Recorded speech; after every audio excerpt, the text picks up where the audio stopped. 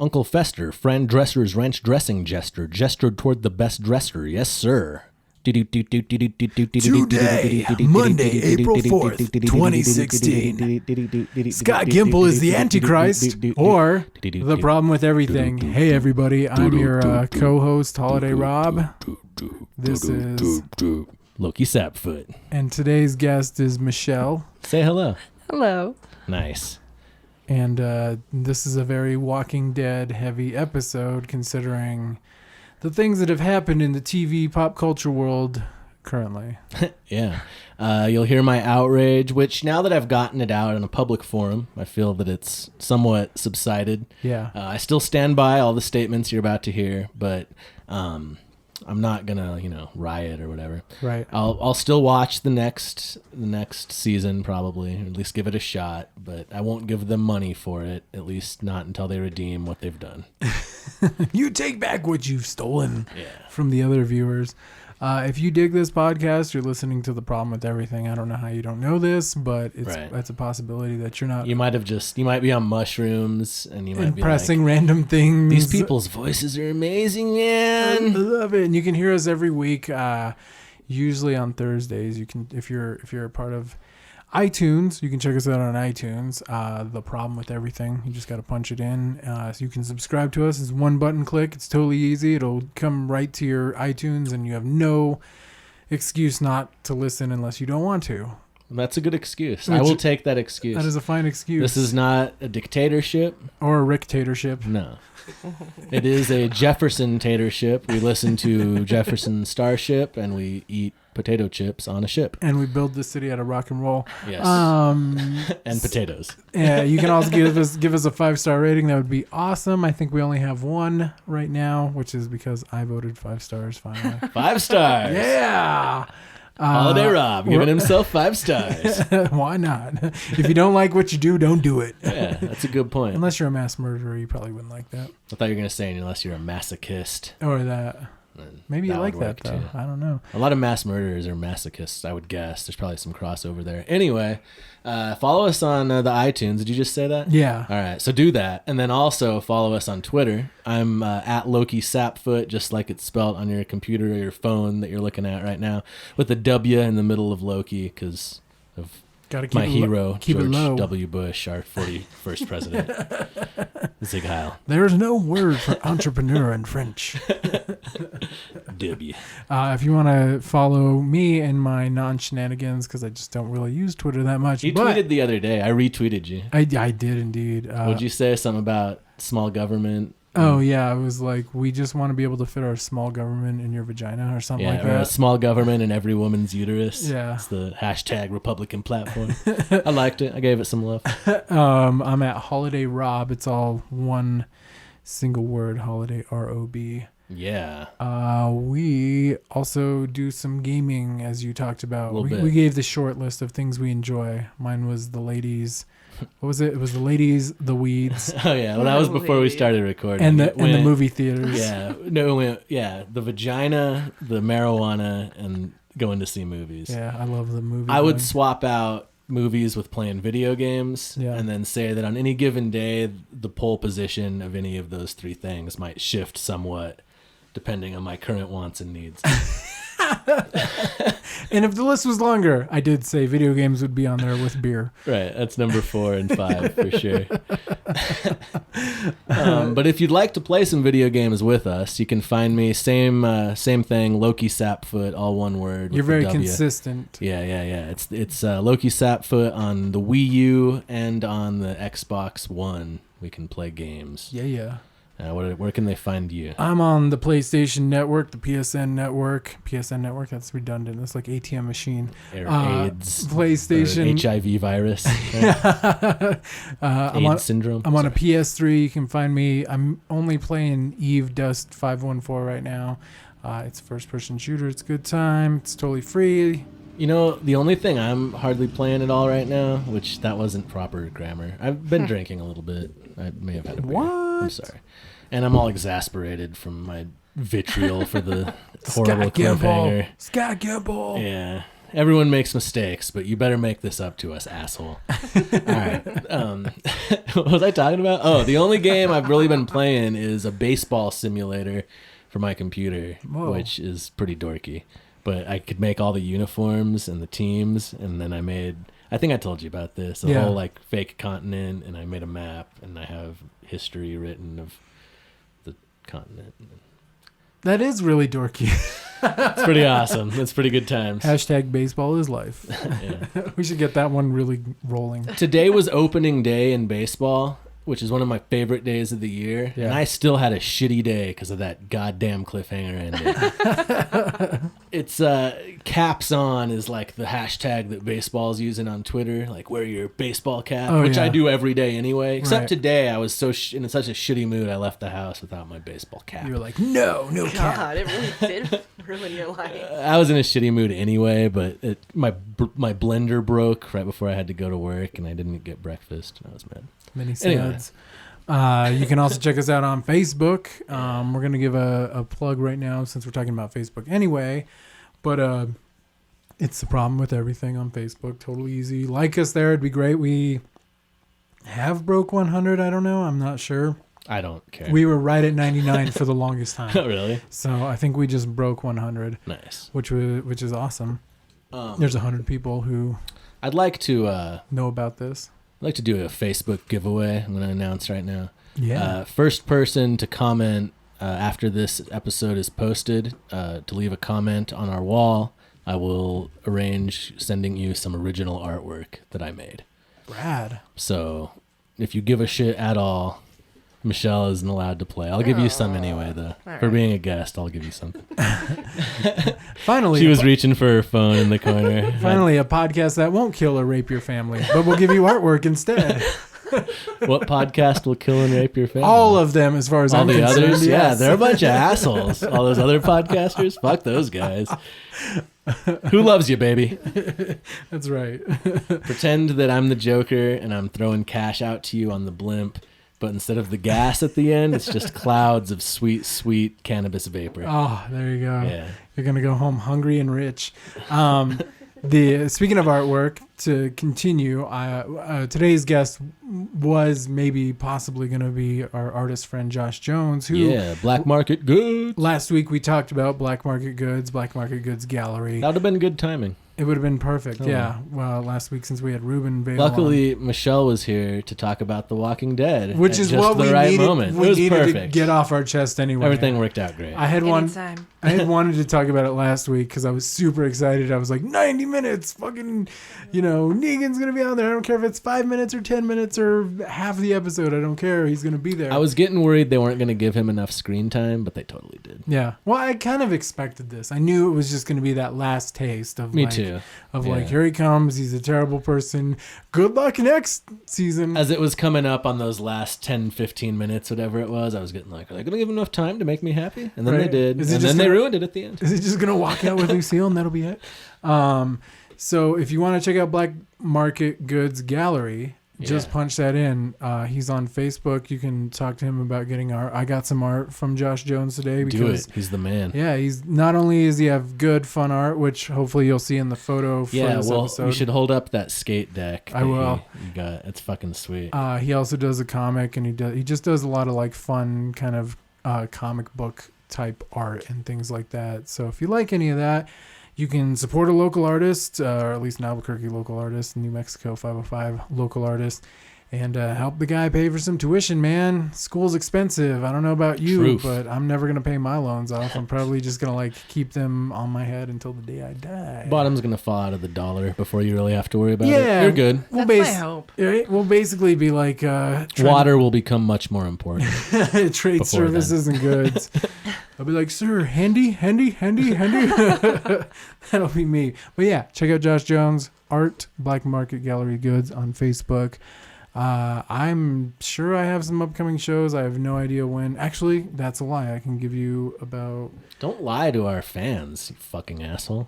Jesus. We abuse them. That's how that works. Fucking maggots. We're the Slipknot of of a podcast. That's just the way the law of the world goes. All you motherfuckers listen to Quietly Kept's upcoming shows. The only thing I have is an April 16th show from 3 to 4 p.m. I don't know what that is or where it's at, but look up Quietly Kept on Facebook. Speaking of Facebook, we're also on Instagram, Twitter, SoundCloud, YouTube, and quietlykept.com. Yeah, go to all those places. Go to LokiSapfoot.com. Check out the placeholder page that's still there because I'm not doing shit with my life. And yeah, we'll see you in a few minutes after we play this song that we're gonna play. What are we gonna play? What's gonna happen? I think we were talking about some Batwings goodness. Yeah. Let's play some of our own music. That's what I'm talking about. That's how we do it. And since Scott Gimple's the Antichrist and Negan is a monster, we'll go nice segue. We'll go with the track "Monster" by Batwings for Lab Rats. All right, we'll see you in a couple minutes. Check it out.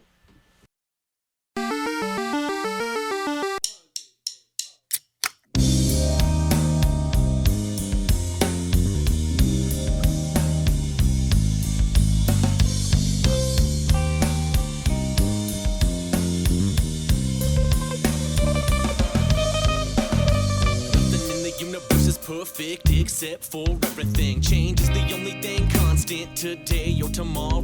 Whether I'm a hero or monster, an imposter or the genuine, all that go. My heart is so twisted up, but what's fucked up's bound to come down. But what's up? Get back up, fill my cup up to the brim, causing earthquakes on a whim. I'm him in front of that majestic. No rest for the wicked. It's just another sick kid flipping cryptic scripture. It's the cure.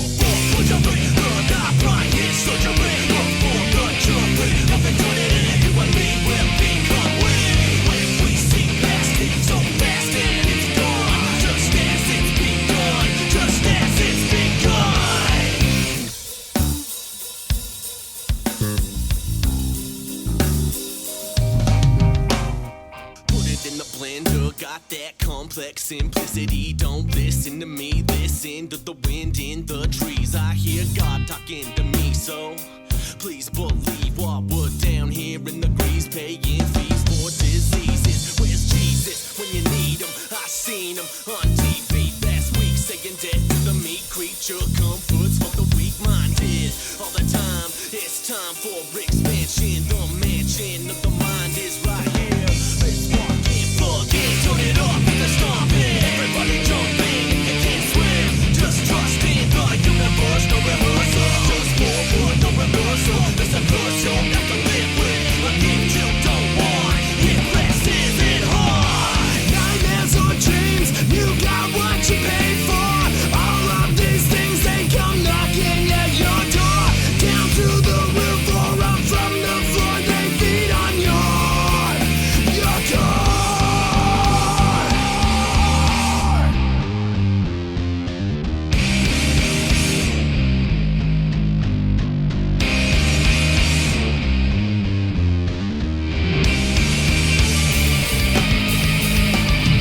Nightmares or dreams, you got what you paid for. All of these things, they come knocking at your door. Down to the roof or up to the floor, they feed on your door. Nightmares or dreams, you got what you paid for. All of these things, they come knocking at your door. Down to the roof or up from the floor, they feed on your door.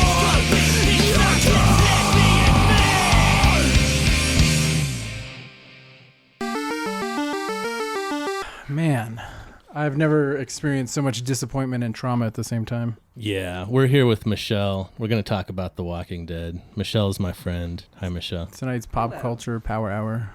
Yeah. Michelle's a big Walking Dead fan. We're going to get into the for me, what might as well be the goddamn series finale, as far as I'm concerned. At the very least, I won't be watching the premiere in any way that gives them measurable ratings. I'll put it that way. I do not want them rewarded for this kind of behavior. You have been betrayed. Yeah. I think you're just still upset. Come October, you're gonna be pretty excited. I don't know. I feel like I went through the stages. I mean, I don't know what the stages of grief are exactly or whatever, but I was pissed off. And then as the day went on, I just kind of grew indifferent. And I was like, I've already lost like the hatred that I had last night. The first words out of my mouth when it went to the credits were bullshit. I think that was mine too, bullshit. Bullshit. So let's catch the listeners up if they don't know. I don't know why you would be listening. How about spoiler alert? Spoiler alert. Yeah. So last night on The Walking Dead is what many of us, especially on this podcast, have regularly talked about, which was Negan's going to come with Lucille and turn somebody's head into mush. Basically. Who's it going to be? We're going to find out. Episode 16. Yeah. Is it going to be Glenn like in the comic, or is it going to be someone else? Somebody else. Is it going to be two people? What are they going to do? Is Negan going to swear? Yeah. And he sweared a little bit. I mean, I'm glad he started off with PP Pants Time. That definitely came up. That was a good PP Pants City. Yeah. But in our pants yet? But basically what happened was they took a moment, which was issue 100 in the comic, and took a thing that happened in it. I would say that it's the most iconic, emotionally charged, the most intense moment of the comic. I've read all the comics, most of them more than twice, but at least all of it twice now. Yeah. And that was for the past 4 years since that issue came out. 2012. It's been 4 years. I nailed it. I've been waiting for them to do it on TV just to see how it would be. So the countdown to this and the hype, and not only my own hype that I brought to it, but the hype that they built up. Yeah. Having never read the comic, there would be hype. Just the mention of Negan for 6 episodes, 8 episodes, whatever it was, before we get to see him. And the hype train was rolling. Everything was perfect. I was physically like quivering freaking watching out. it. Yeah, I was too. Even rewatching the ending that we just did just now, I was again like shaking. I still kind of am. Yeah. And the episode was great, and then cliffhanger bullshit ending. And they don't tell us what happened. Were you really expecting to know though at the end of the episode? Yeah. I was expecting all of this. So maybe that's why I'm not so disappointed. So here's the thing. I think there's somewhat of a divide between the comic readers and the TV watchers. I could see that. TV only people. In that only a slight majority of the people who watch it only hated it. But so in the comic, it's the suddenness and the finality of how quickly he chooses and kills them. And the randomness. That's why the eeny, meeny, miny, mo part is so amazing, because he's like, oh, I'm going to go for this guy. No, that's fucking racist. I'm going to go for this person. No, that's also racist. Right. Well, I can't kill this person because I want to know how your story turns out. And so that's why he's just like, well, I'll just do it randomly. And it kills you because you're like, that's a person who's been with us the whole fucking time. Like, there's no way that person could die, and it fucking happens. And not only does it happen, but you think maybe something might stop this. Like, maybe somehow they might get saved. Like, maybe this is not really going to happen until the first thing happens. Like, the Lucille comes down on his head, and then it's just a horror show from there. Right. Then the next page and a half or whatever are just brutality. The dead look in Rick's eyes, like, says which it all. they nailed on the show. Oh, they did. They did everything perfect, and in 1 second or whatever, 3 seconds, whatever that last little part is. Yeah. I don't even want to reward them with watching next season. But like I was telling you earlier, I was kind of happy that I didn't have to live the next 8 months grieving over whoever it was. But that's the I was point. just happy that I was ready. I was ready. Moment. I was ready for it. I was like, "Oh my god, we're gonna see somebody die." And Trevor, who I don't know, the guy from GTA 5, I don't know what his character name was. The guy with the mustache. He was new this episode. He had a mustache and he was a badass dick. Mm-hmm. Badass dick. He's also in Broad City. He plays this locksmith. But he's in Better Call Saul as well. Oh shit, really? In one episode. Guys, that guy, for a creepy looking dude, is he making If you haven't played GTA 5, that shit, he's stars in that. One of the characters is based on him. Anyway, what that guy was talking about as far as, Last Day on Earth, the name of the episode, it's your last day on Earth. You don't know how quickly like that it could happen. And that's the point of that death, that character death. Someone we love is taken away instantly, and we're left at the end of issue 100 Negan and friends walk away. They say ta-ta, and you see a shot from above of Glenn's body laid out, his head in a puddle, and everyone just crying. And that's the end of the issue. That's it. Okay, I understand where you're That's how that shit needed to go. Well, just because Okay? it's such a high impact. The buildup is so big. Like the buildup is just so huge, and to like cut that emotional moment right in half, like just right in half. It cheapens it. It really and it's just not going to have the same emotional impact. We're going to come back. We're going to come back, and I hope they don't do this shit because they always fucking do this shit. They It's come back gonna from get leaked. They come back from a cliffhanger like that, and then it's never like, oh, we're back in the Right moment into it. experiencing it again. We're like far ahead where everybody's like driving in the RV back to wherever, and you're starting to like count true. who's there, and they're all having a memory of the same person or whatever, like however they want. I read today from what's his name, Jeffrey Dean Morgan, who plays Negan. Yeah, An interview with him and an interview with Scott Gimple, who he's a showrunner. who let that happen somehow. He was given the keys to the kingdom, Yeah. and he tried to just shove his dick in the lock instead. Keyholes are really tight. I mean, I'll give him that. They both said in interviews that I read today, supposedly the first thing we see in season 7 is what happened. That's what they said. I hope so. So they've already said that. So at least that. But the moment's ruined. That was the defining moment, and to play it so perfectly Until the moment of impact. I still have hope, though. I still have hope that season 7 is going to start out right, and there was a reason that they did it that way. I hope certainly so. hope so. I hope I eat my words. So yeah, so as a TV only viewer, right? You're a TV only viewer. Yeah. So how have you just liked this season and how it ended and everything? I really like this season compared to other seasons. Because the first half of the season is just a single day, pretty much, except for the More or less. except Yeah. for the Morgan Wow, somebody didn't turn their phone off. Come on, Rob. God, I don't think I did either. I did. Michelle's right? the only professional the here. only professional The here. guest is the only one that knows what to do. Oh man, it's not gonna turn off now. All right. Phones are off. What were you saying, Rob? Phones are not off. Oh, man. Jesus. How hard is it to turn your phone off? It's very difficult. You got to back out of the menus. Are you sure you want to quit? You've got mail. I'm leaving all of this in. The listener has to experience this along with us. Much in the same way they chose to put the viewer in the lineup as an aesthetic choice. It only put you there with the characters. No, it didn't. I was watching compelling drama, and then suddenly I was playing a video game from 20 years ago. Cheapened moment, ruined. That's what I say. The blood trickling down. I mean, Cheesy. I knew that they were going to do a first-person shot of you. That's I knew fine. that was going to happen, and I was like super kind of excited about that. And so that didn't disappoint.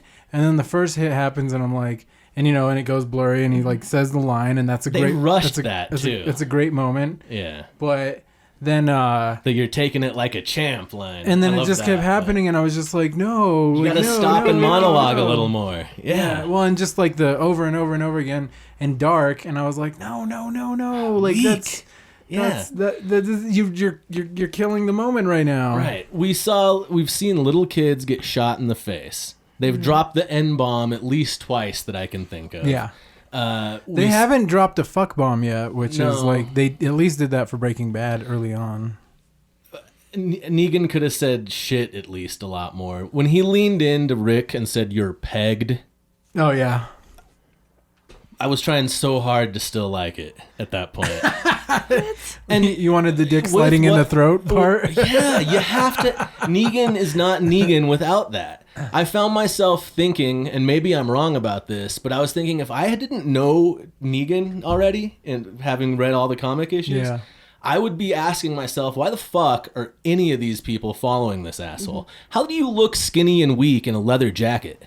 What the fuck am I watching? Which is weird because when he's in what's his name, Jeffrey Dean Morgan. Jeffrey Dean Morgan, when he's in Watchmen playing the comedian, he doesn't look that thin. He looks like a big buff dude, and I was kind of disappointed by that too, because I was like, he's perfect. Like he looks like he's built. You know, even in the movie Watchmen, they describe him as like being built like a linebacker. Like, damn, who took this guy out? He's built like a linebacker. And I'm not one to harp on appearances, right? Because the Governor, I think, was probably better than the comic as far as I'm concerned. Seemed less. There's more subtlety to it. Less of a dirtbag looking guy, and more of a I could see why they follow this charismatic character. And but there's no way to do Negan other than completely over the top, and I get that they can't do the swearing, but there has to be something there. I expected him to act more like Tuco from Breaking Bad. Yeah. A little more like animated and giddy and crazy. Maybe I misread it in the comic,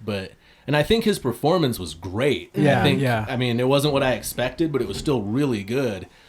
But they did it so close to verbatim from the comic that without the fucks, it just didn't quite have the same impact. Yeah. I know it sounded like they might have done reshoots. I have heard this theory. So that they might have shoots where he actually does pretty much have the same dialogue, similar dialogue. And hopefully that'll get released. Hopefully when it's like put out there either on DVD or some other format because this was TVMA. And TVMA, you can show like pretty much boobs and say fuck at least once, you know, and on TV of all things. So, you know, I mean, again, like I said, AMC's done it with Breaking Bad, like episode 3, I think. Somebody says fuck. I think there was boobs in Breaking Bad too. The ones I saw were blurred out episode. though. Yeah, when Jesse is jumping out of the window. On I believe on Netflix, it's not blurred. I think. See, and honestly, like what I like about some of the comedy on Comedy Central, like Broad City, is that like they will say bad words, but they'll be beeped anyway. Right. And I appreciate that. Yeah, and I can deal with that. And in some instances, it's honestly funnier than, you know, just actually hearing the word. Because then I've heard them cuss on like YouTube, and I'm like, it doesn't have the same impact. It's funnier to have it kind of. There's something funny about censorship a little bit at this point. Or even aside from funny, maybe it's even a little more realistic. Because if you were watching the news and some guy was like, "Yeah, this fucking car came and hit me, and now my fucking leg fell off, and it was fucking crazy," they would show that and they would beep it out, right? So it makes it more real to have it beeped in the show in a way. Yeah. So I don't know. Overall is very disappointing. So to build it up for 90 minutes and then in 3 seconds treat me like a child. Right. Do they think that we're not going to watch season 7 if we see who got killed? Yeah, right? I would think. Is that what they think? No. Then what the fuck? That's the problem. Why are they treating us like infants? That's the problem with the cut like that, is because you're thinking like something bad is going to happen and we're going to have to deal. I mean, this is the issue 100 was the introduction of the new order. The new order, as he says, you know, this is the new world. This is how it is. Yeah. You have shit. I'm going to take your shit. That's the way it is. You work for me. I can't kill you because I need you to work for me, but somebody has to pay the price tonight. Right. And it's really like in the comic, maybe this is like really spoiler territory for how the show's going to go, but he's trying to break Rick. If he can break Rick, then everybody else will fall into line. He's doing a good job. And he doesn't need to kill him because that just creates martyrs, you know. He's very methodical. I really enjoyed it. Today I reread 100 to like 114 right before All Out War. All Out War. Which I'm guessing that's how it's going to go next season. Is it's going to go from issue 100 on to 115 right before War, and then season 8 will be War. It's kind of funny because I've read it all twice, but from 100 to current, I'm pretty foggy on what happens. Yeah. I feel like 100 with the Glenn thing was so traumatic that I like it was like in the Walking Dead universe, I have PTSD. Like I don't remember what happened after that. It's all just that moment for me. I do. It's fucking horrible. I mean, I do somewhat, but I'm not as clear on it. It's foggy. God, it's fucking no. I mean, I just have PTSD from the Glenn thing. Oh, right. The first time I read it, I had like a visceral, emotional, physical reaction. Oh, me too. Yeah. And I had to tell somebody. I had to ruin somebody else's day because I couldn't like live with it. It was like a thing I couldn't live with.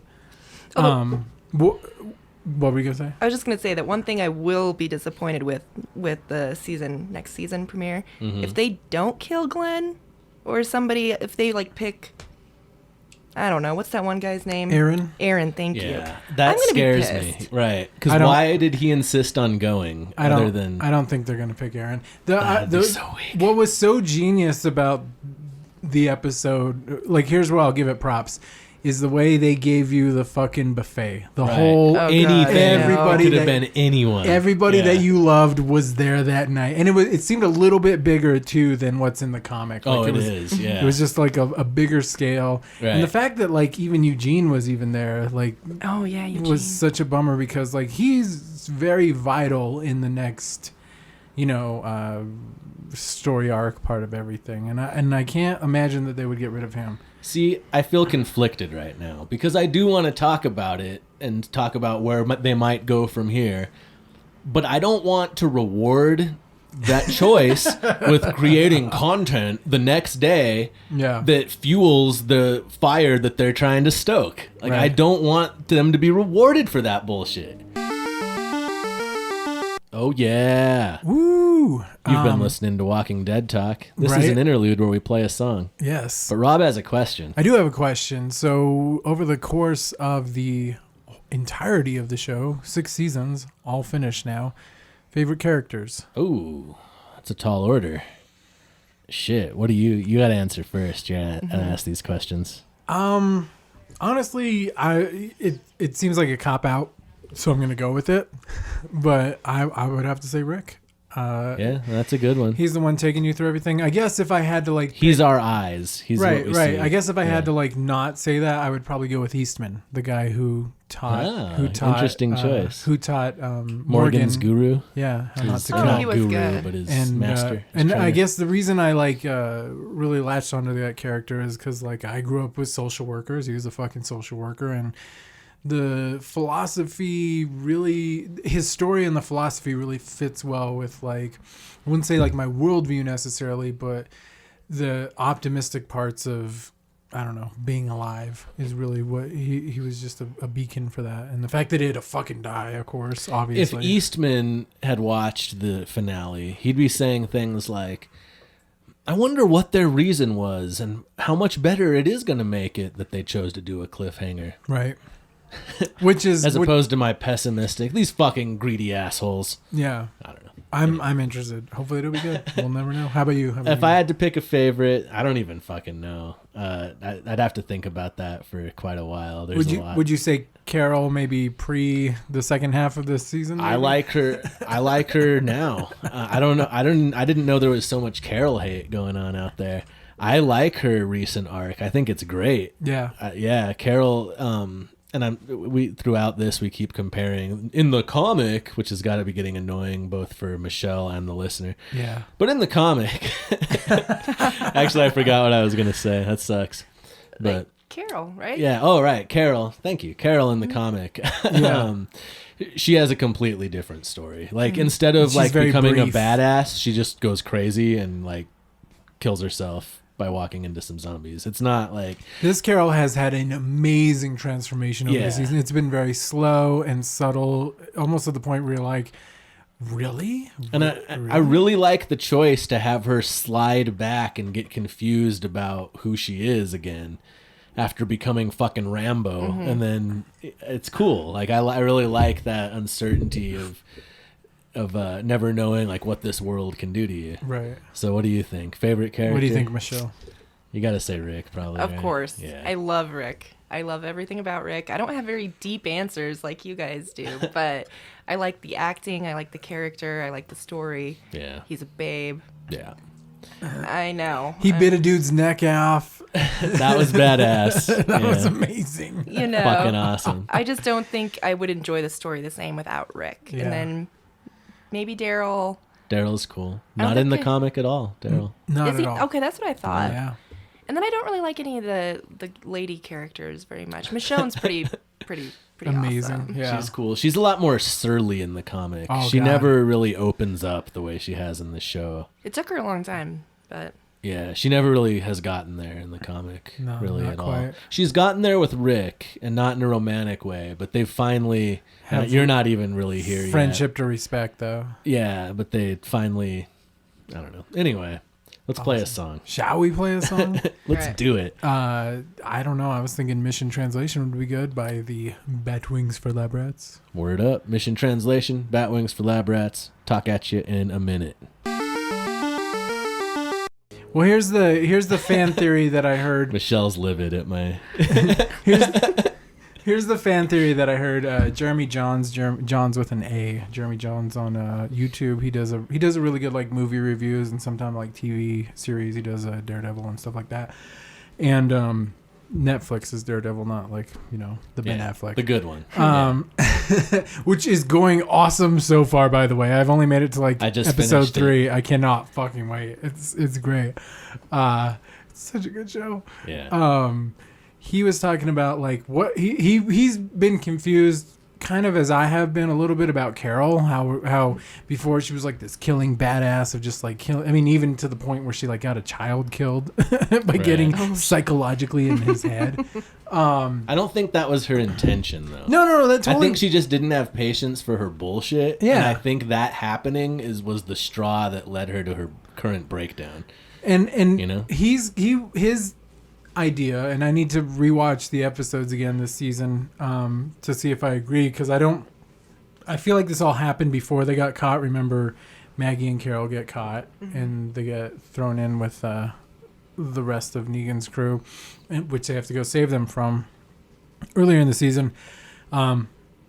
He's saying maybe we missed something, like maybe Carol like met up with Negan at some point actually, and he was like, he put the wheels in motion for Maggie to have to be sick so that she has to go to Hilltop, so that they have to, like, what, they poisoned her? That Carol might have poisoned her, and then so Carol's evil? No, not that she. No, it was more of playing on the idea that she was willing to kill 2 people when they were sick, to save everybody else.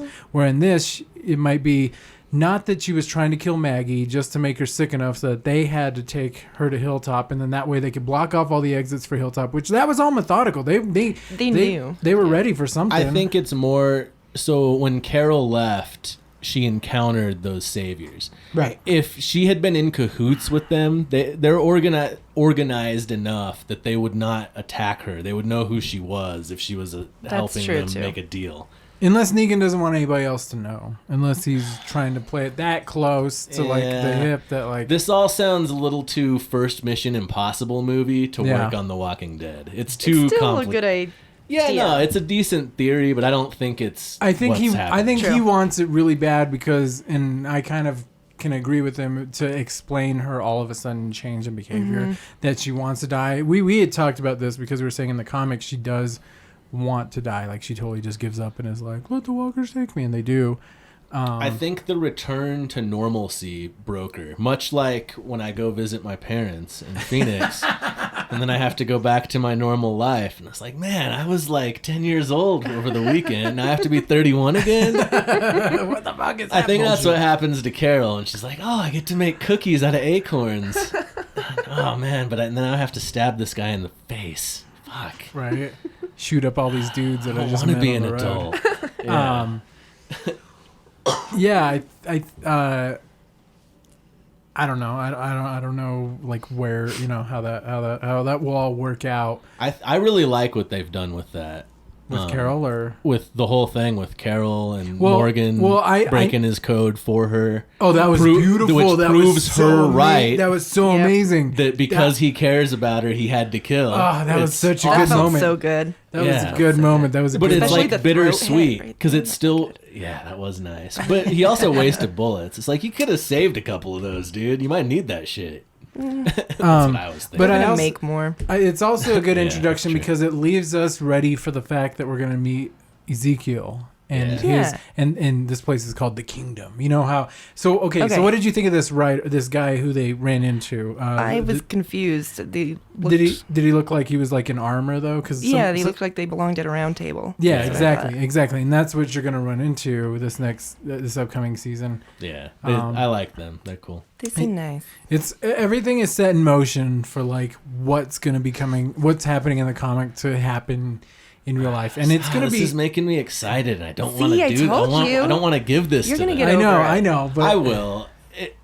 I will. I know, and I'm not happy about this at all because I really wanted people like Michelle, who have never read the comic, to really have the same horrendous, awful fucking day that the rest of us had with the fucking comic. Because it just broke our hearts, man. It was awful. I think what offends me so much about it is that it hit so close to home. It feels like an event of my life when I read that. Okay. And for them to drag it out seemingly for ratings and marketing. Yeah.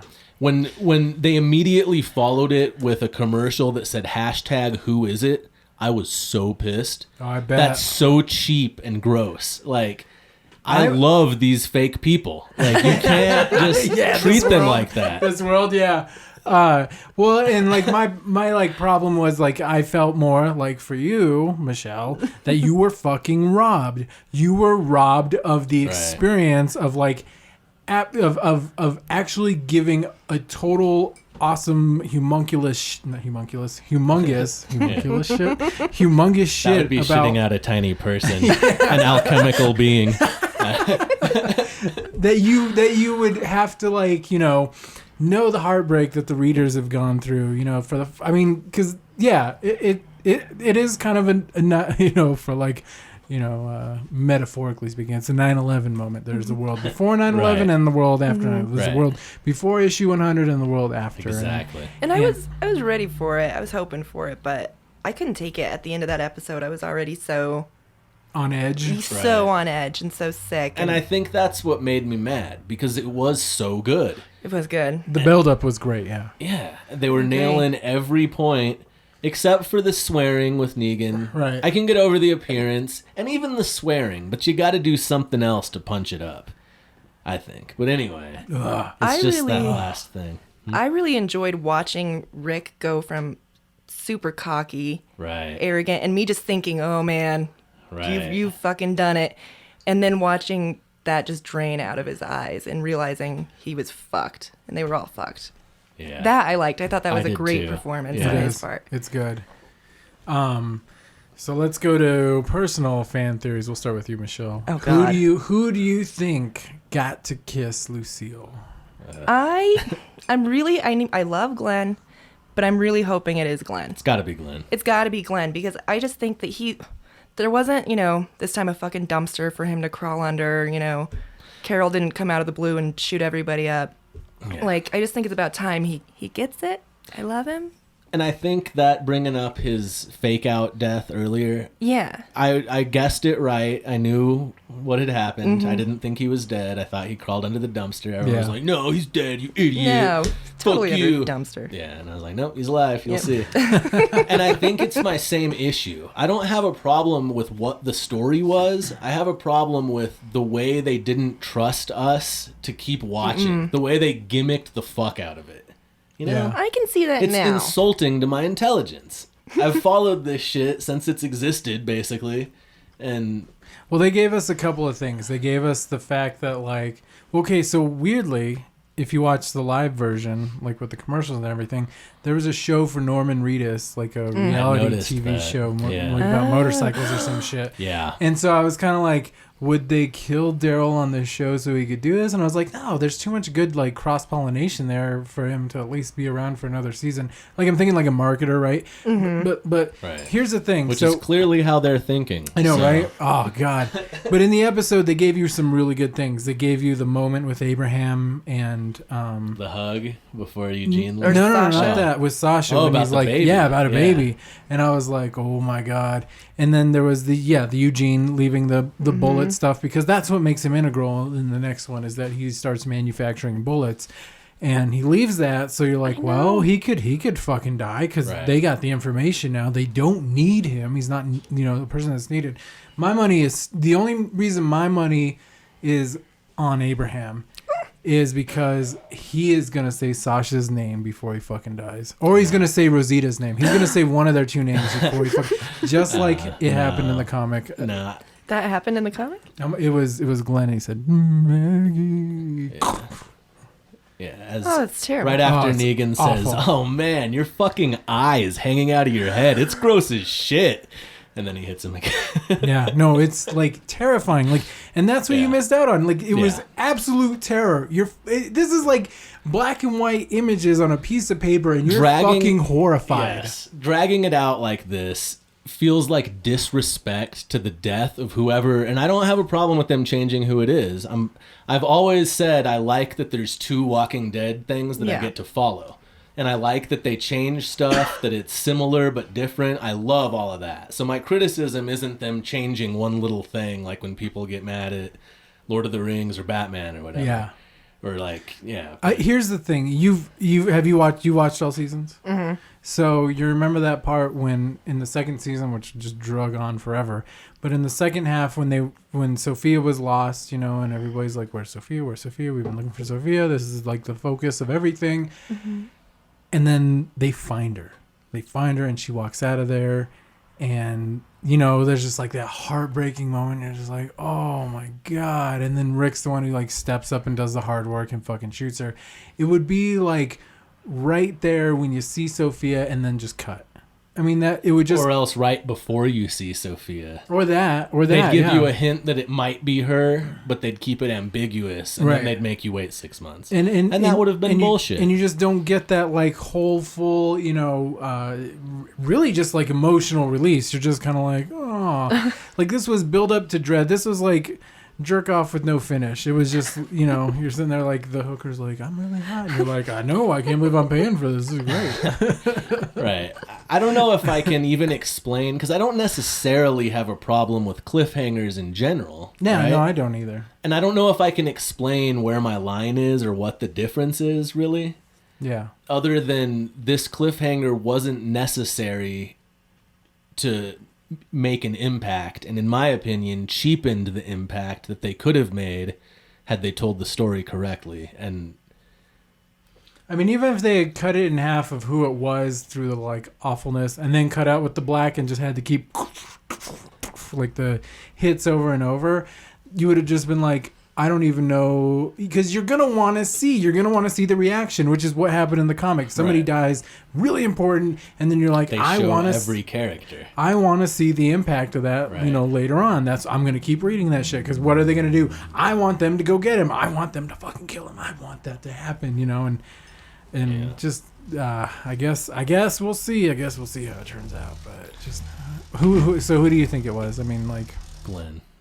You really think it was Glenn? You really think they went the way of Glenn? Yeah. I hope so.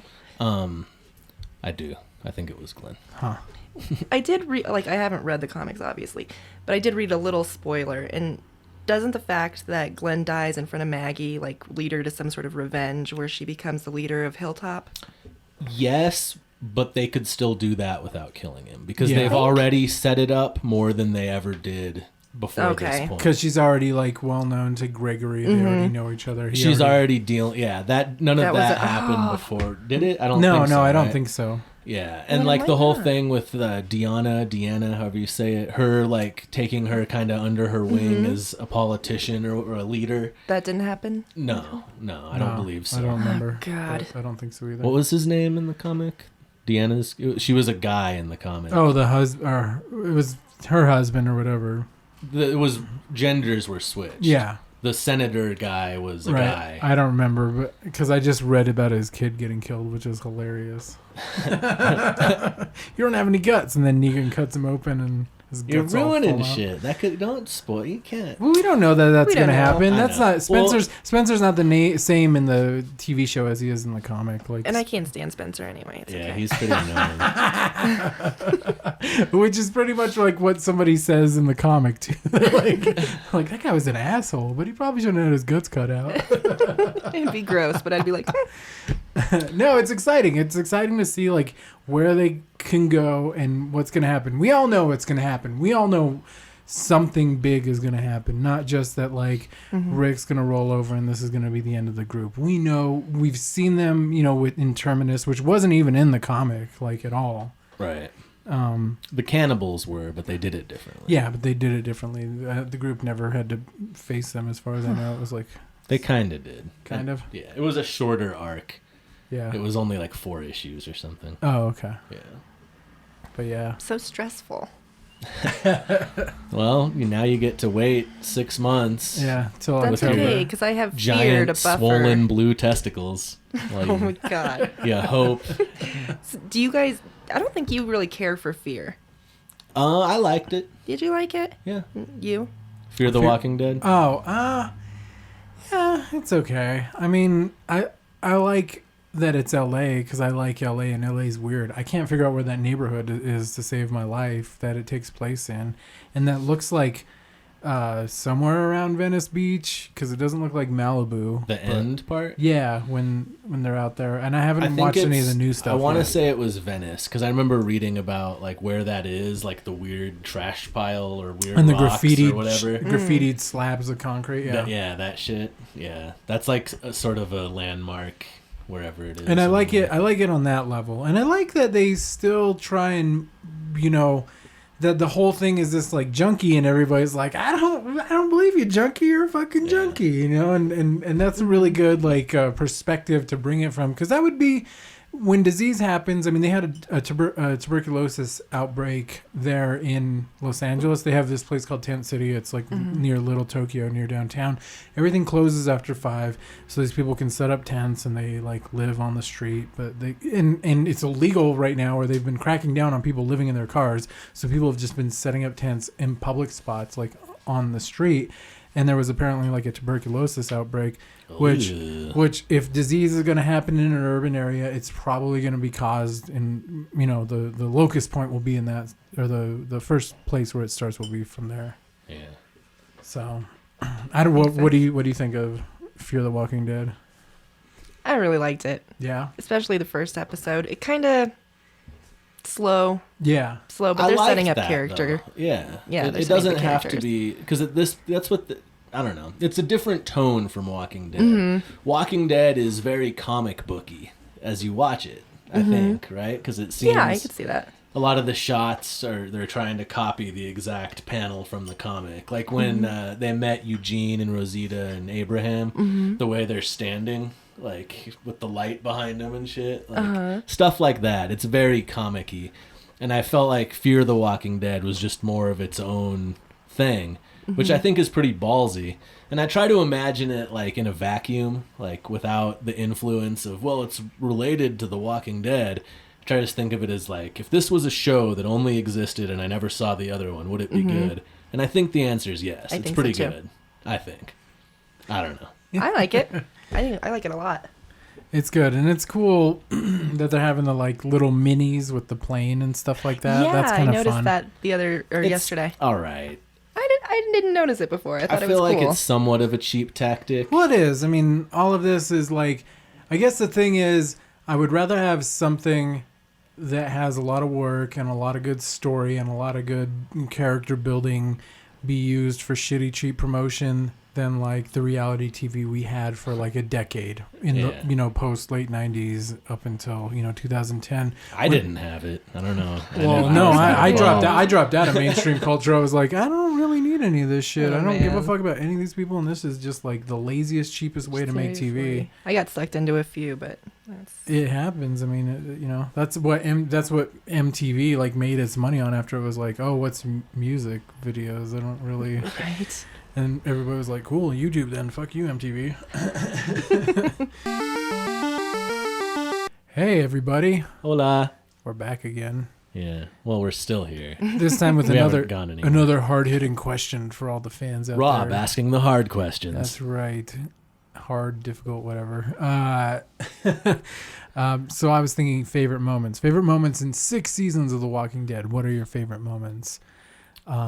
Personally, mine, I still think Carol having to deal with those little girls. I think that was probably one of the most Look at the flowers, Lizzie. one of the most horrifying moments, because I always had like a problem with like, number one, dead children as a kid growing up, but also the fact that like children can kill. That always freaks me out, and I don't think 80s movies ever like moved away from that. I mean, Chucky was like a killing doll, but there was this one movie that I've never been able to find the title to, which was like this family or these people go and they stay in the woods at this cabin, And Great Outdoors, Dan Aykroyd, John Candy. But people start like getting picked off like a slasher flick. They all of a sudden start disappearing, and it turns out that like these kids are killing the adults, because there's this one part where like one of the adults has 2 bear traps on each hand. Jesus. And he's buried in snow up to his head, and all the kids are just like dancing around him with knives and cutting him, and it's like from his first person view as they're like,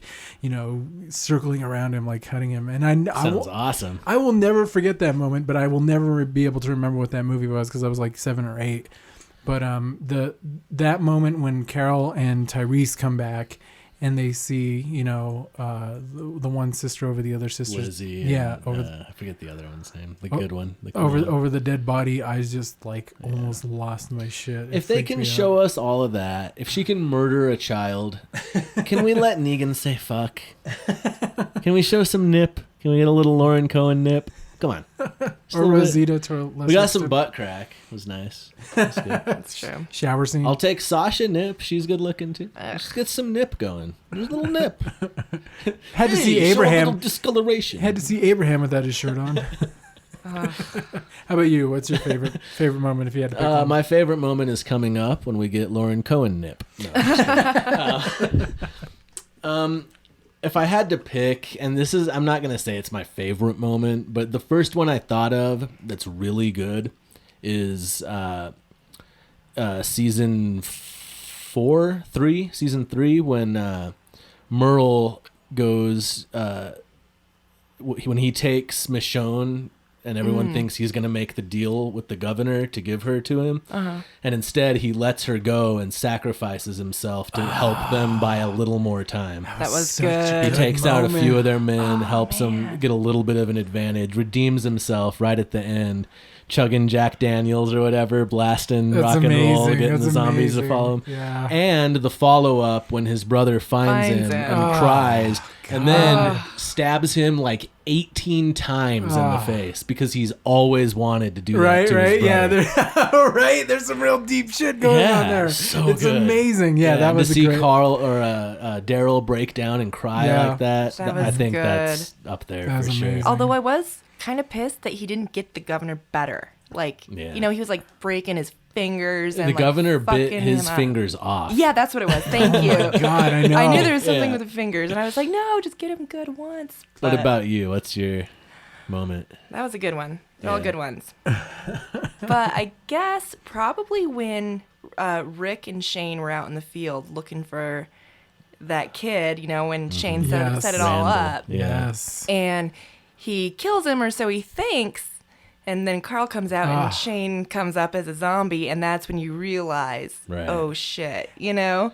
Everyone comes back. They talked about it earlier that the guy had a broken neck, but they couldn't find any bites on him.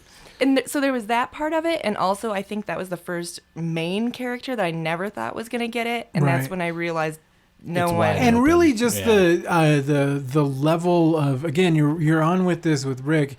And it's like him killing his like closest best friend. It is absolutely gut-wrenching. I remember the first time I watched it, I was just like, oh my God, how many times have I done this metaphorically to people I care about, or I killed them? Like, and doesn't he even say like some of that, like, you know, why'd you make me do this? This was you. Yeah, this was you. So anyway, that's good. Yeah. That's a good one. That is a good one. Good choices. Yeah. Damn. There you go. There's your best of Walking Dead moments that you should definitely check out. Good reasons to watch a show. Bringing up Shane real quick, it reminds me of I was watching the Daredevil, the new season. He plays the Punisher. Season 2. And at one point he shaves in slow motion in the mirror, and I'm just like, what other roles can we get this guy to showcase his slow motion shaving, glaring at the mirror abilities? Because he knocks it out of the park every time. I don't know. Anyway, let's play a song. Let's do Privatized Survival. Yeah. Since we're angry at Scott Gimple, and this is our angry song, one of our angry songs. See ya.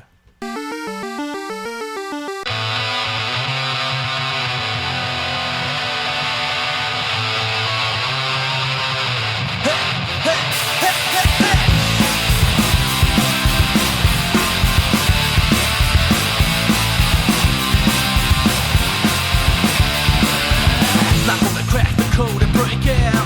Bibles and bank accounts, hand them out. Out past the doubts, inside the now. How slips away, the day turns the night.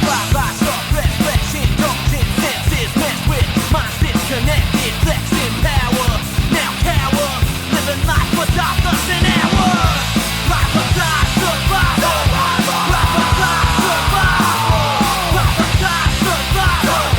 Life or die, survival. Hey, hey, hey, hey, hey, hey, hey, hey, hey, hey,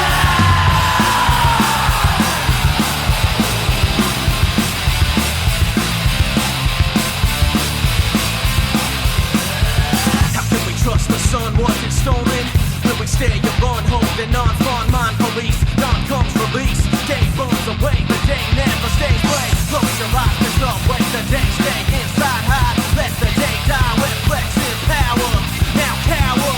Living life without less an hour. Life or die, survival. Life or die, survival. Life or die, survival. Life or die, survival. Hey, hey, hey, hey, hey, hey, hey, hey, hey,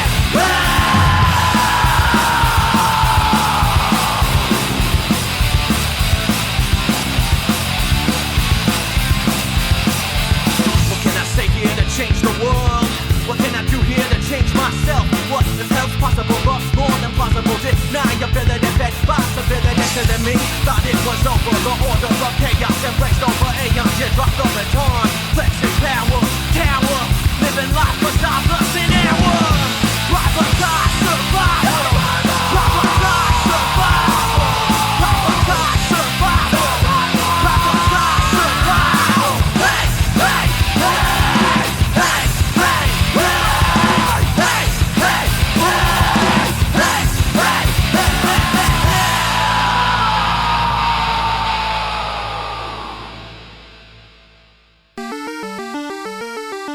All right. So I guess I feel a little more evened out about things. Yeah. I still will never come around and say that was a good choice. No. And it's still the only time they've ever disappointed me. Right. And it was a very big letdown because it yeah. was the biggest moment in the history of the story. Yeah. And it's hard to defend that. And but you guys really robbed the TV viewers. You really did. I mean, whether they know it or not. Yeah. I mean, they for would have those of liked us it a lot more the other way. for those of us who have read the comic, like, we didn't get anything necessarily robbed, except that we wanted to see it come to, fruition in a real full format like that. But, like, you really robbed the people who don't know. And maybe they'll have to read the comic to really get the impact. But spoiler alert already, so. Yeah. But, yeah. I thought his performance was great. I loved the build-up. I was happy pretty much with everything else in the episode. I liked how they're going to connect, Morgan going to find Ezekiel and instead of Jesus, like, introducing them. Yeah, what happened to Jesus? I've been wondering that too. He's I very, guess like, he's at home. ninja-like. Yeah. Why doesn't he whoop some ass? Right? Why doesn't he help I'm really him? not understanding that. That's a good point. That's bothering me. I guess because that's not the deal. The deal is you guys are going to do this for us. I guess. Well, and it made me worried too about the Hilltop people because so in the episode in the beginning, there's the one dude they're like beating up, right? And then they put an X on him and then they drop him over the bridge. I was about to ask about that, yeah. Hang him. And I'm guessing he's sitting in for like the Hilltop people, right? Like that's pretty much like him. They're punishing him for Hilltop for even participating in the previous stuff. I don't know I if thought he was from Hilltop, a different group. He said something about a library. It which, sounded. They were if you in. noticed, Carol and Morgan ended up in probably that library. It said fiction. Yeah, behind I did Morgan. notice that. Mm-hmm. Yeah. So I think anyway. I think that he may have been from the kingdom. That's a possibility. But didn't since they they're kill all of them? introducing. No. I thought that's why he said, when they said they were going to make an example out of him, he's like, "Why? You've already killed everybody." Oh, did they? And that's what he said. You've already killed everyone. Okay. And they're like, "Well, yeah, we're going to make an example out of you to these, like someone Right. else." Okay. So maybe that was just a small group or Smaller. That other, yeah. I really thought it had to do with Hilltop. I was don't like, did think I? So. I was like, who's this guy? Do I misrecognize him as somebody else? But yeah, but that whole buildup of like there are no inroads to get Maggie to a doctor, and honestly, like at the end of the day, for all the people I was worried about who were going to die. By the end of the episode, I was like, Maggie's going to survive. Carol's going to survive. Mm-hmm. It's just whoever had to meet Lucille. I thought they were going to kill Carol. I thought they were too. Well, I thought she was fucking dead. Yeah. I mean, she still might be. She's all fucked up. Maybe. I don't think either. But Morgan said it's not her time, and Morgan seems to know. That guy knows what's up. Although, I'm curious about like the X thing. Maybe that's just self-explanatory. But why did they do that?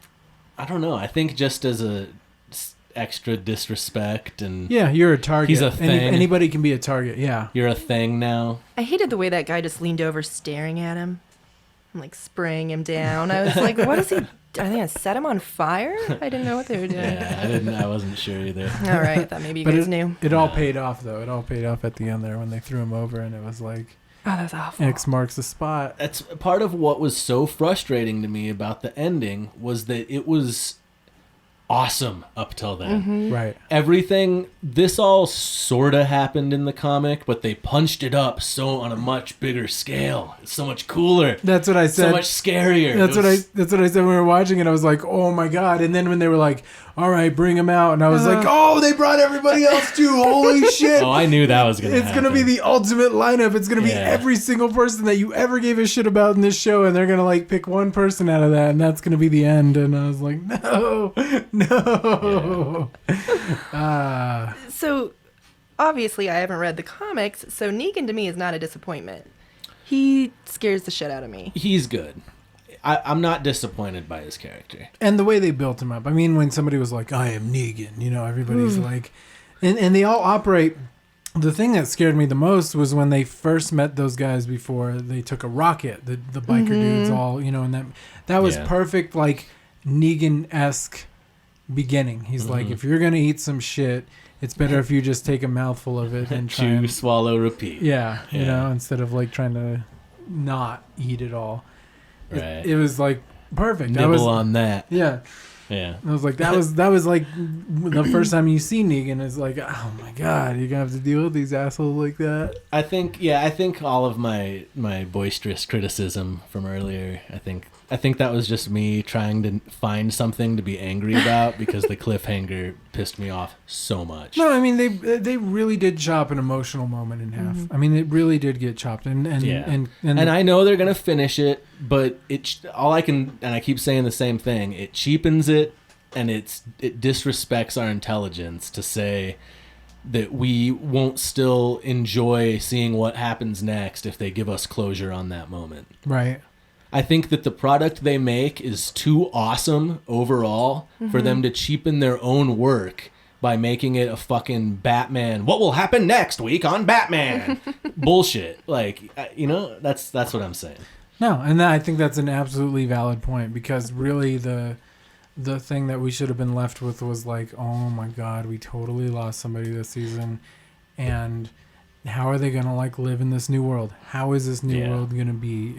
Intelligent cliffhanger. What can they even do? Because it kept in the comic, it keeps going like that. Rick thinks that he is a step ahead, and he's always a step behind. He is always a fucking step behind until war. And I don't even know. I haven't even. I'm right now. I just like. I read up to like 114, and I'm like on 115 now, and this is all at war, and it's 12 issues of just like them going to war with that's Negan right there, and they're going to war with him. And I don't think. Here's what I was gonna say earlier, and about Abraham. I didn't get to it when you said you think that Abraham is the one. Yeah, that's what you said, right? That's getting Lucille'd. I don't think it's Abraham because Robert Kirkman, the creator, comic writer guy, he has said previously that he regretted killing Abraham before All Out War. Oh, okay. So Denise taking the bolt to the eye instead of him, yeah. I think keeps him around so that we get to see him fight Negan. And I don't think after the way he straightened up and looked Negan in the eye, I don't think they kill him after that. I think there's a seed there. The only reason he's gonna tear him a new asshole. The only reason I thought that they would go that way, or that the Negan character in the TV show would, is because he's obviously the biggest guy there. Right. I mean, of everybody, he's the biggest guy, and if he can take him out, he can make an example of him being like, I don't give a shit how big you are. Doesn't it make a bigger example if he takes a smaller person out that he doesn't need to take out just to show that he doesn't give a fuck and that he'll make you work, even the big guy will now work for him? I would agree with that, except for they gave us a cliffhanger instead of letting us know. So why are we debating it? Fuck them. I'm never watching again. You're totally watching. I'll watch it, but I will not. I will pirate it. Allegedly, I will be On Pirate Bay. Whatever. Yeah, Pirate Bay. You know, I'm kind of worried that I'm really gonna like hate to love Negan. Yeah. I hated the governor. I fucking hated the governor. Yeah. But I'm afraid, because I kind of want to see him naked. I just think he's kind of a babe, you know? Yeah. And he's doing a really good job. Yeah. The beautiful thing about the comic is there are things about him where you're like, damn, I almost like this piece of shit. Well, I almost like him. And that's what's great about the character, the actor. Super charismatic. Yeah. He's really doesn't he always play like really funny romantic comedy type things? I don't really know. I haven't seen him in anything like that. All the best reference I have is Watchmen, and he's fantastic in Watchmen. I mean, he's like, you don't like him. He's pretty much like a rapist, and he's just like such a shitty person. But you're like, God damn, though, he gives that smile, and he's just like, and he makes some really good points. Like when Veidt is like, oh, he's basically a Nazi, and you're like, yeah, but he's kind of the charismatic Nazi. So was Hitler. Right. Hitler had some charisma. They were saying, what's that dude's name from Mad Men? The main guy, Don Draper. Oh yeah, Draper. Yeah. What's the actor? Don Draper, or not Don Draper. John Hamm. Yeah. They were saying he was in the running for Negan. He would have been good too. That would have been pretty good. I don't know. I think they chose pretty well. I think this guy's better. Yeah. Yeah. I think he's really gonna do good. I think they really nailed it. When they announced him, I was super excited. I was like, I can't wait. He's gonna be so good. I really like him, and I'm gonna not want to hate him, but I'm gonna fucking hate him too. So I'm gonna, before we wrap this up, which we need to do in a minute, but I want to jump on my conspiracy theory train real quick. Yeah. Put my foil hat on, and it's a nice hat. Yeah, thank you. Yeah, I've been working on it for a while, but. So Chandler Riggs, who plays the kid, right. Coral. He tweeted, I don't even know who got killed yet, and I read the script 6 months ago. So that happened. Mm-hmm. Right. And then in that article that I read with Jeffrey Dean Morgan, he said, I didn't even know it was a cliffhanger till I watched it. Oh. Someone's lying, unless somehow Carl wasn't there when they filmed or Chandler Riggs wasn't there when they filmed the part where they kill the guy. Right. You know what I'm saying? Right. How could one of them know and the other one not know? What I thought they might have done was shot a couple different endings. Maybe. That could be the case. Because they do that, would explain sometimes for movies just to like keep everybody in the dark. So even if somebody is like, oh, I think it's whatever, and somehow it gets like leaked out, then it's like totally fucking wrong because they... So, and to keep my tinfoil hat on and to accuse them rather than look for a good reason they might have chosen to do that. Yeah. I'm assuming they're going to watch social media over the next like 2 months. And then when they start editing which one they're going to pick, they're going to choose which one they think is going to play best as the one who died. Right. Based on fan reactions and speculations. How dare you? Some horse shit. That's what I'm saying. They're fucking assholes. I hope Kirkman doesn't let that happen. I don't think that's going to He happen. let that other thing that we just watched last night happen. Right. So they said there's a Faith reason. is pretty okay. Yeah, I believe making them. money. Oh, man. Trying a little harder to drive up those ratings, which that's why I need it to backfire.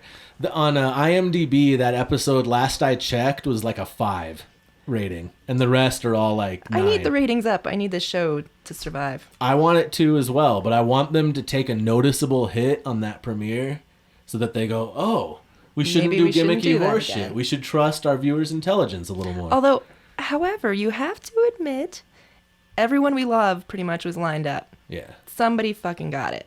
Yeah. That happened. And I think playing on who's it gonna be was great. Awesome. Get everyone there. It was a little... They kind of had to write some excuses to get everyone there. Mm-hmm. It was a little janky, but I can forgive that. That's fine. They got everyone there. Who's it going to be? Who's it going to be? Not who was it? Let's find out in 6 months. Come on. Come on. I totally see that. I guess I was just more forgiving because I'm so used to somebody swooping in last minute, something blowing up and everybody's safe, and this time that's not going to happen. That is not going to happen. And see, and the problem with that is like where most like TV shows tend to fail, and they don't have any numbers. I'm trying to look it up right now, but nothing for like what the season ender of season 6 was as far as like viewership goes. I'm sure it was huge. But they were, but for a show that's on season 6 already, they're saying something like the premiere of season 6 had like almost 20 million viewers. Jesus. Like really, like it's like a tenth of the country. Like really, if you're gonna have that moment happen and have the cliffhanger happen, like. Then you have to assume that, like, oh my God, it must. I mean, because everybody's like, oh, if Daryl dies, we're gonna riot and we're not gonna watch the show, and we fucking hate it after that. And you're almost like, well, that's dumb. I hope that what I'm saying doesn't fall into that camp. No, it doesn't. It doesn't. I'm just saying, there's like, kind of the one demographic that you want, which is usually like people with, money to throw away, disposable income, which is like usually young, late teens, early 20s. Who are Yuppies. who are basically like the Daryl fan base, kind of, especially in like the female demographic. Yeah. And if they like kill him, then like nobody's gonna want to watch the next season. Mm-hmm. Right, and those choices should not be driving. Right, that they want. Those concerns should not be driving your choices. That they want for the story. 20 plus million more viewers on the season opening. There should be people. There should be writers coming up with the best possible story that they can tell. Right. Not, how can we squeeze a few more viewers? Maybe if we make a cliffhanger, and that's why I want them to take a hit, that they go, okay, our bad. No blood, no foul, though. Except for the golden-eyed 64 blood trickling down the corner of the screen. That was kind of foul. Well, Scott Gimple is the Antichrist. I think we all can agree on that. Yeah. All right, let's stop doing this podcast now. Okay. You have anything else, Michelle, that you need to tell us? Nope. You got any live dates coming up? Are you going to be on Periscoping anything? You got a live Twitter account? Yeah. We can save that for another podcast. All right. Yeah, we'll have you back to tell some dating stories. Thanks for being on. Thank you. All right. I'm Lowki Sapfoot. I'm Holiday Rob. Michelle? Yeah. All right. We'll see you next week, probably, unless something really bad happens and I get decapitated. Peace out. And that's that. Ta-ta. Yes. It was a good show. Thank you for being on, Michelle. Thank you. I had fun. Word. Let's do a song to end this motherfucker. Yes. Let's much get out like of here. Negan ended someone with a bat named Lucille. Fuckity fuck is the way he talks, pretty much. How are they going to change that? What is he going to say? Gosh doodly darn ding dong? I'm going to slip this finger in your ear. You're pegged. Pegged? Screwed would have been better than pegged. Pegged. I didn't even catch it. That was lame. Well, they were doing it verbatim, but he couldn't say fuck. So instead of you're fucked, he said you're pegged. No, I think you're right. Screwed even would have been better. Yeah. Any last words of wisdom for the zombie apocalypse? I think it's all going to turn out just fine. I think you guys are going to be really happy with season 7. I hope you're right. And it's all going to make sense in the end. My anger's already fading. See? I hate to admit it. I told you. It's because we started talking about how wonderful the show was. Yeah. The good moments. Yeah. All the good stuff. And for the 19 millionth time this episode, I'm going to say it. That last episode was awesome till the last 3 seconds. Right. They ruined it for all of us. Well, let's just hope they pull a Seinfeld in the end on a high note and don't drag this shit on until we don't give a fuck anymore. Not going to happen. That would be my thing. Speaking of not giving a fuck, I do give a fuck about this song. You're getting so good with the segues, Rob. It's really good. If it's not one thing, it's the opposite.